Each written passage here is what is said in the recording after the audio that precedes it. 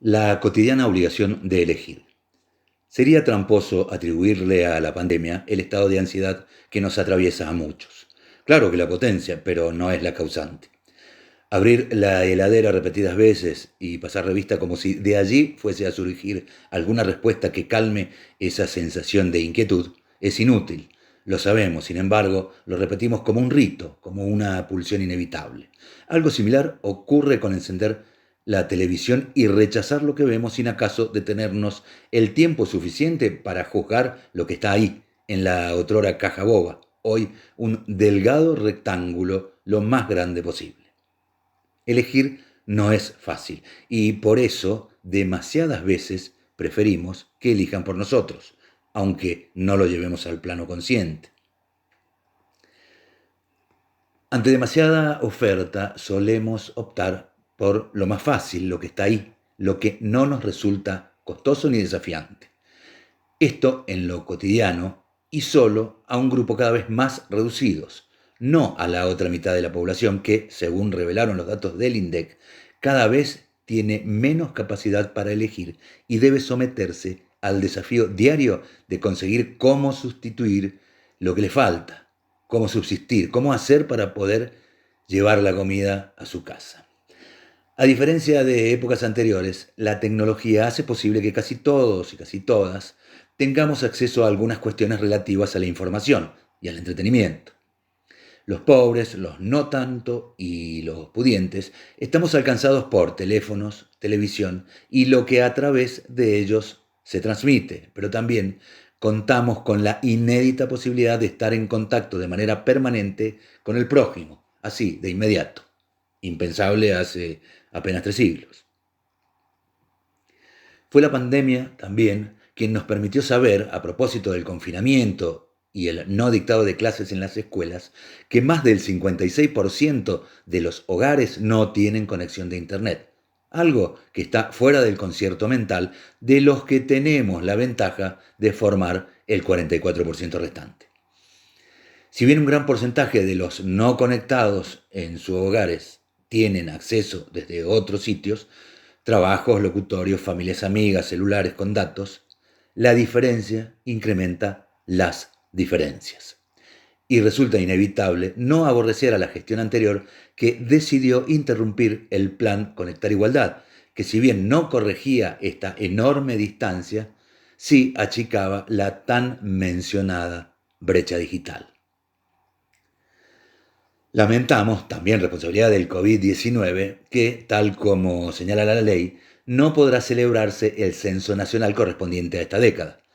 Debería realizarse ahora, el 28 de octubre, pero se postergará y no se ha definido aún la fecha. De ahí podrán colectarse datos más precisos. Mientras tanto, debemos seguir haciendo para que aquellos que no cuentan con las herramientas, principalmente para el tema educativo, cuenten con otras posibilidades. Y me pregunto, ¿lo haremos o la pandemia será la coartada para que nuestros chicos no compartan con otros y otras sus herramientas?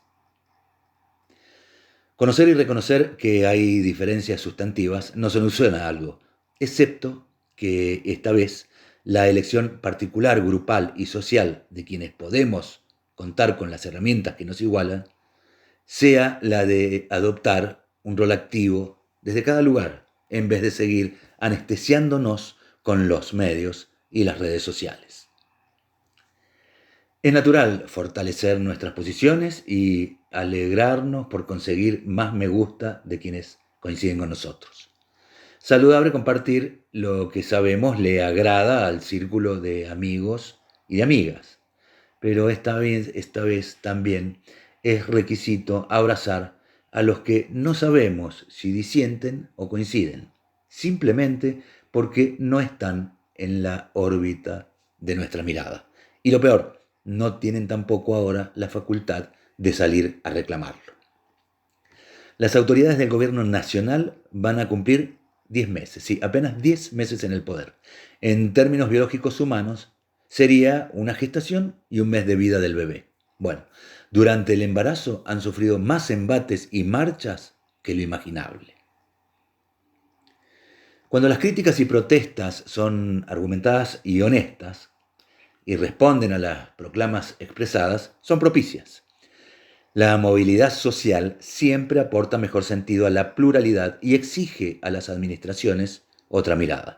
La cuestión es cuando las expresiones no revelan su verdadero y profundo sentido, cuando hay oculto un germen que se disfraza de libertario, y bien sabemos en Argentina que no hay nada más ajeno. No, ni trastornos paranoides ni delirios persecutorios. Hay una campaña, en el estricto significado del término. Se viene gestando y puede advertirse en editoriales, notas de opinión y manifestaciones que simulan ser aisladas, pero están conjugadas con un mismo propósito. Cuantiosos los bulos, tanto que hasta nos obligan a pronunciarnos en inglés y llamarlas fake news. Todo eso presionan para impedir que se tomen decisiones soberanas. Imposible revelar todos y cada uno de los elementos para sostener que existe una intención aviesa, pero sí los suficiente para que quienes lean esto puedan arribar a una conjetura similar.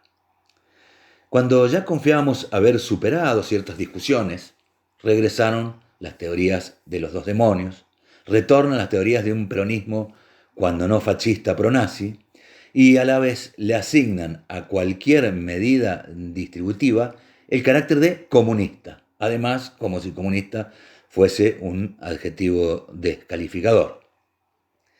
Desde los medios más influyentes desempolvaron antinomias sufridas en el primer lustro de la década de 1970. Asusan las mínimas diferencias y exacerban cada uno de los errores. Aparecen biografías de dudosa calidad, pero de conocidos periodistas. Almuerzan y cenan en pleno prime time de la televisión, o sea, en los segmentos horarios de mayor visionado, políticos, artistas, periodistas que, casualmente, coinciden en desactivar cualquier expectativa política. Los economistas ocuparon tapas, horas en televisión y posteos súper promocionados en las redes, anunciando el desastre, porque, según decían, Guzmán no podría conseguir que esa propuesta de pago a los acreedores fuese aceptada. Ahora reclaman un plan, porque el proyecto de presupuesto parece no satisfacerlos. Y el arreglo con los bonistas develó que, como profetas, morirían de inanición. Una reivindicación extraña desde las altas esferas de las Fuerzas Armadas. El perpetuo ataque a cada decisión para atenuar los daños de la pandemia. El ocultamiento del logro sobre la quita de intereses y el mérito de la postergación de los pagos de la deuda externa. La réplica febril de los desaguisados, no, del desaguisado en realidad, inocultable de un legislador atorrante y obsceno, frente al disimulo del senador de cartón. Estos son indicios.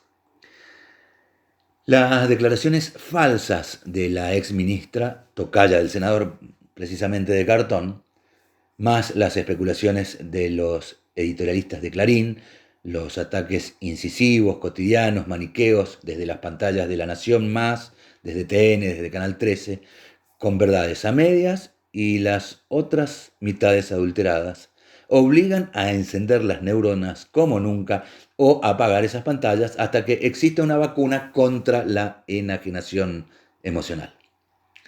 Esta conjunción de meritocráticos de ninguna manera responde a una acción del azar.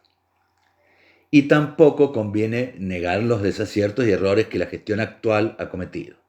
La criticidad es nuestro deber y señalarlo nuestra obligación. Desde la promesa incumplida de la intervención o expropiación a Vicentín, pasando por la demora en recuperar el antojadizo beneficio de coparticipación que Macri le otorgó a la Ciudad Autónoma de Buenos Aires, en detrimento de la provincia. También la omnipresencia del presidente respondiendo cuando entrevista le propongan sin priorizar ni medio ni periodista. La exposición recurrente también del presidente para explicar los alcances de la pandemia, con algunas pifias realmente inadmisibles ante un universo tan sensible, y la mal llamada reforma judicial, que además de no ser tal, alimenta los discursos de los sempiternos institucionalistas que siempre acuden a la tentación mesiánica.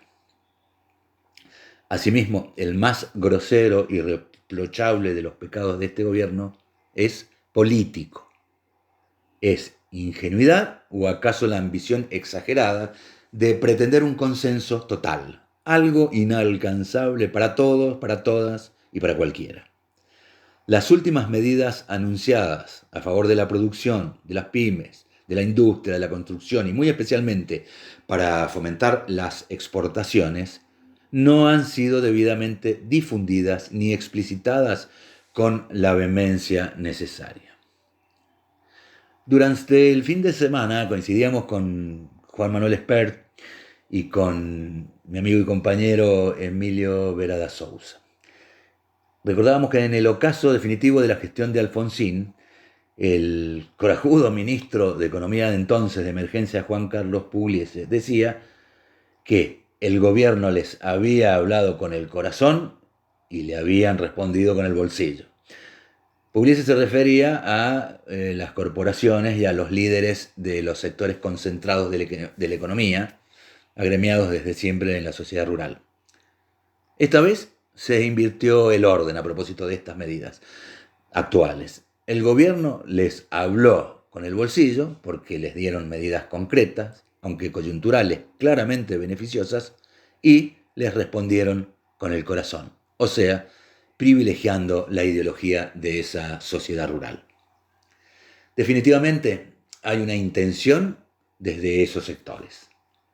Lo del periodista Fernández Díaz, desde las sábanas de La Nación Nostálgica de los Mitre, el último domingo, imprimió su opinión, siempre con buena pluma, pero que tiene más similitudes con una amenaza extorsiva que con un artículo periodístico. A propósito de las palabras, los medios, las voluntades, nosotros y las ideologías, sería tramposo no admitir los propósitos de esta columna de hoy. Se trata de una invitación a participar, a reflexionar, a incluir y a ayudar, pero más allá de las metáforas. Desde este minúsculo lugar, una convocatoria hacemos a fortalecer la democracia, sí, a fortalecerla y con lealtad, a cuidar nuestro lugar común, que es toda la Argentina, y a considerar a toda nuestra gente, o sea, a todas las personas que elegimos vivir y desarrollarnos en esta nación, que no es de papel, ni 2 por 1, ni para pocos.